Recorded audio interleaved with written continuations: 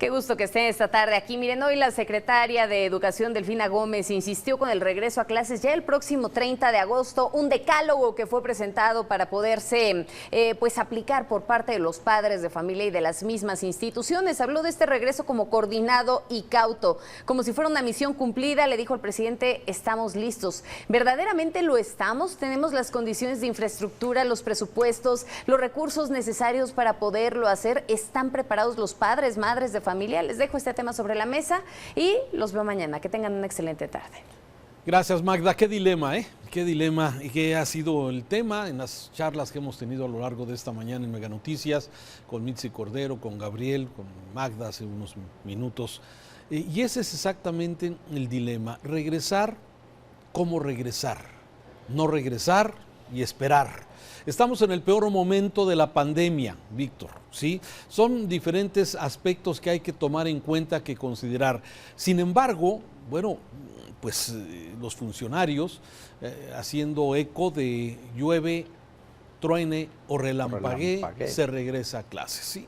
Y ese es exactamente el gran dilema en el que nos encontramos, en un momento en el que la pandemia con esta variante Delta está, bueno, tenemos el peor día fue ayer y van a seguir los siguientes días con el peor número de contagio. Y estamos ya pues a unos días de este regreso a clases y es exactamente el dilema. Y hemos escuchado diversas razones por las cuales muchas personas dicen hay que esperar, no es el momento, ¿sí?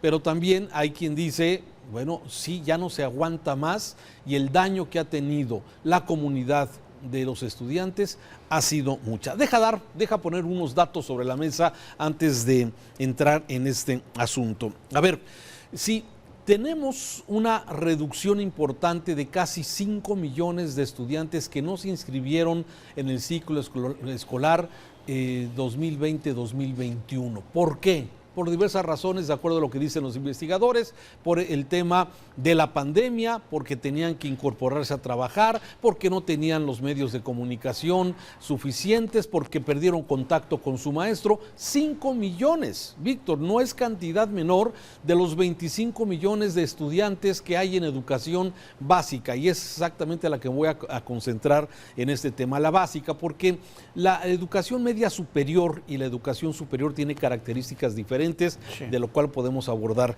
un poco más tarde. Súmale a esa deserción que de alguna forma, por llamarle de una forma que hubo importante, ¿sí? Tenemos también el reto de las escuelas vandalizadas. Se calcula que de las casi 200,000 escuelas que hay en el país, dice Mexicanos Primero, que es un organismo que se dedica a eso, hay por lo menos 11,000 escuelas vandalizadas, ¿sí? Que requieren atención, requieren reconstrucción, requieren agua, requieren baños, ¿sí? Y entonces, bueno, el presidente forza de alguna forma este regreso a clases sin considerar muchas cosas y, por otro lado, pareciera que deja también a la responsabilidad de los padres de familia, ¿sí? El que, bueno, no es obligatorio, si no quieren, los que no quieran no, será después, pero sin un lineamiento claro.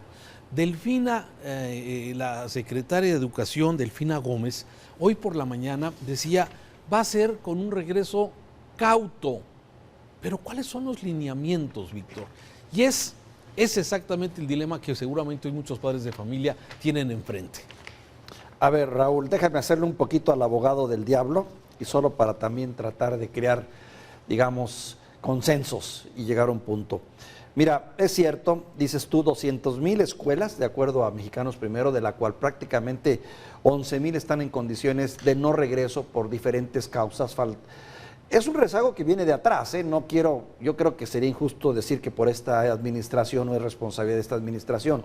El sistema educativo en este país también ha sido abandonado en otros sexenios y la prueba está de que pues ahora carecen de agua, drenaje, inmobiliario. Agrégale tú también, como bien lo señalas, el vandalismo, del cual carajo es reprobable por donde lo veas porque es injusto, ¿no?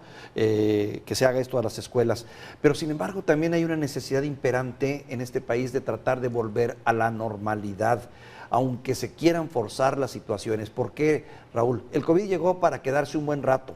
No podemos estar atenidos a que si se baja o no baja, o si se controla o no se controla.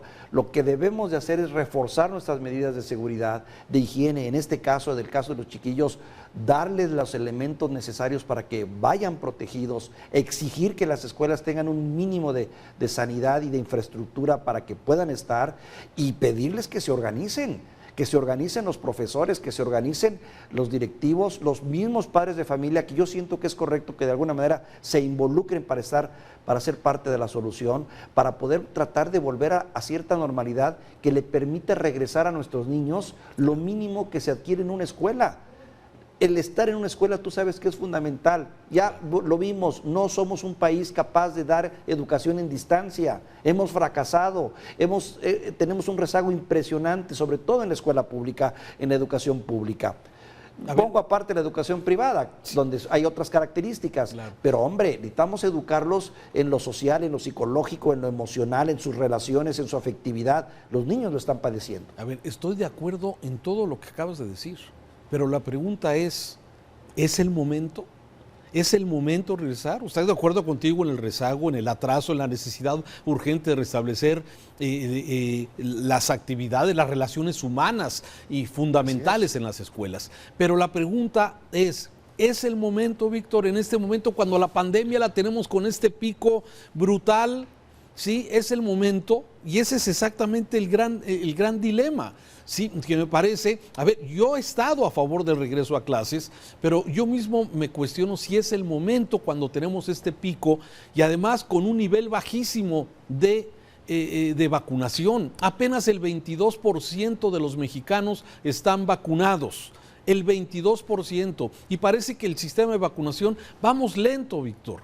¿Por qué no se vacuna sábados y domingos? ¿Por qué si tenemos 14 millones de vacunas guardadas, por qué no hemos implementado un sistema masivo para poder vacunar a todos? Y ahora, otro de los temas es el de la vacuna CanSino, que se le aplicó a los maestros en México y que hoy la misma empresa ya señala que se requiere un refuerzo. A ver, hay varios elementos, el que te digo. Primero, sí, el peor momento de la pandemia. Segundo, un nivel bajísimo de vacunación en la población en general, con el riesgo de contagiar y aumentar los contagios. Tercero, maestros vacunados con una vacuna que hoy nos dicen se requiere ya un refuerzo. Y muchos maestros, hay que recordar, fueron los primeros, junto con los grupos de adultos mayores, en recibir esta vacuna, la CanSino, porque iba a ser de una sola dosis. Y si le sumas de alguna forma la falta de infraestructura, ya sea dañada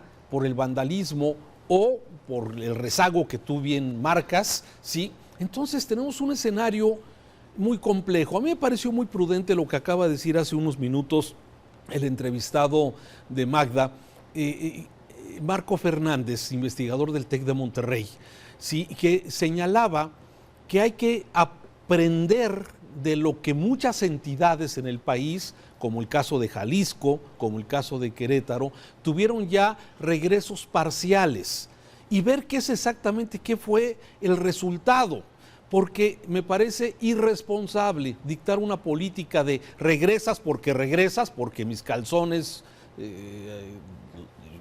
llueve, trueno, relampaguee, ¿sí? Cuando cada entidad y cada comunidad tiene realidades diferentes. Víctor, me parece que lo prudente sería ver escenarios por entidad, por comunidad, por municipio, por escuela incluso, y determinar la posibilidad de regresar. Eso es lo que desde mi punto de vista que es correcto. ¿Sí? Es correcto. Bien dice el dicho, Raúl, quien generaliza absuelve y quien generaliza, pues bueno, no logra aterrizar a fondo el problema. Sería injusto generalizar esta problemática a todo el país y creo que ahí está parte de la respuesta. No es lo mismo una escuela rural en el sureste que una escuela rural o pública en el norte o en el centro o en la Ciudad de México. Hay realidades diferentes. Por eso no podemos generalizar y decir, ahora sí, todos regreso a clases. No, habrá que ver, cada estado tiene su responsabilidad para ver en qué condiciones tiene sus escuelas, cómo tiene a sus maestros, si los ha vacunado o no, la disposición de los padres de familia, la posibilidad. Habrá estados en los que a lo mejor la educación a distancia funciona razonablemente o parte de la educación que se dé y los otros niños en presencial. En fin, siento que se tienen que hacer trajes a la medida de cada estado y de cada región, pero lo que sí estoy convencido es que tenemos que intentar volver a la normalidad. Mira, tú comenzaste esta reflexión con ¿es el momento? La pregunta, ¿es el momento? Raúl, no hay mejor momentos. Desde hace un buen rato el COVID nos ha enseñado que los buenos momentos no están presentes y no van a llegar en un buen largo tiempo. Entonces tenemos que adaptarnos a hacer lo que se tiene en el momento en el que estamos, porque de lo contrario el rezago escolar a mí me preocupa tremendamente, en la cuestión mental, del conocimiento de los niños, estamos haciendo una generación perdida y eso es preocupante. Sí, desde luego. Sí, o sea, a ver, tratando de ponderar desde luego estas propuestas que se han escuchado en este espacio. Sí me parece que cada estado debe tomar su responsabilidad, los padres de familia también tienen que tomar su responsabilidad, pero también esto representa nuevos retos, además de todos los que ya mencionamos, uno más, Víctor, los maestros. En un sistema híbrido, que es lo que va a ir sucediendo, porque algunos padres van a decidir que no manden a sus hijos por el riesgo que puede representar, habrá otros que digan sí. ¿Cómo le va a hacer el maestro para atender? ¿A quién va a atender primero? ¿A los que tiene enfrente en el salón? ¿A los que virtualmente se van a conectar, si es que se conectan y pueden tener la tecnología para hacerlo? O sea, vienen muchos retos y estoy de acuerdo contigo. Hay que enfrentar los retos, no podemos seguir posponiendo esto, pero me parece que todo es consecuencia también de esta lentitud de muchas de las acciones que se ha tomado en el tema de vacunación, en el tema de control. A ver, se sigue insistiendo, y yo compartía con ustedes esta mañana un artículo en el New York Times donde hizo un experimento, un estudio con más de 1 millón de estudiantes en Estados Unidos, que tiene una realidad completamente diferente a la nuestra. Sí, pero después de la vacunación, de esa protección que da la vacunación, esto es lo que sigue. Y aquí en México seguimos viendo alzar de la lucha contra el COVID, vemos a nuestro presidente, de todos los mexicanos, si esto ni siquiera aparece en las giras, no aparece, o sea, no se ve, no se promueve. Y ese estudio que el New York Times señala que después de la vacuna, para los alumnos de educación básica, ¿sí?, sigue siendo la mejor protección para evitar los contagios. Entonces, a ver, hay muchas cosas que se pudieran hacer. Aumentar, intensificar el programa de vacunación, promover este tipo de protección y desde luego me parece correcto que cada entidad, cada estado y cada comunidad vaya decidiendo cómo va a ser su regreso a clases presencial. Coincido contigo en esta urgente necesidad, pero me sigo preguntando si en esta pandemia y en las circunstancias que estamos es el mejor momento, Víctor. De mi parte te diría, no vamos a tener el mejor momento en mucho tiempo, eso me queda a mí claro. Y segundo, coincido contigo y con ese trabajo que se hizo de estos médicos que hicieron su investigación en Estados Unidos, claro, con otra realidad, pero yo creo que la conclusión es universal. El cubrebocas o la máscara, como le dicen ellos, el cubrebocas es fundamental y debe de ser una herramienta obligada en las escuelas. Agregaría el agua, el jabón y en fin, pero ya sé que esas problemáticas pues también tienen su propia realidad en este país de manera diferente. Pero el cubrebocas es fundamental y creo que la cultura del cubrebocas, así como cuando llegó el H1N1, ¿te acuerdas que se volvió una cultura el limpiarse las manos con el gel y aprender a lavarse las manos? Creo que el cubrebocas hoy también llegó y debe de quedarse. Gracias, Víctor. Vamos a continuar informando aquí en Mega Noticias.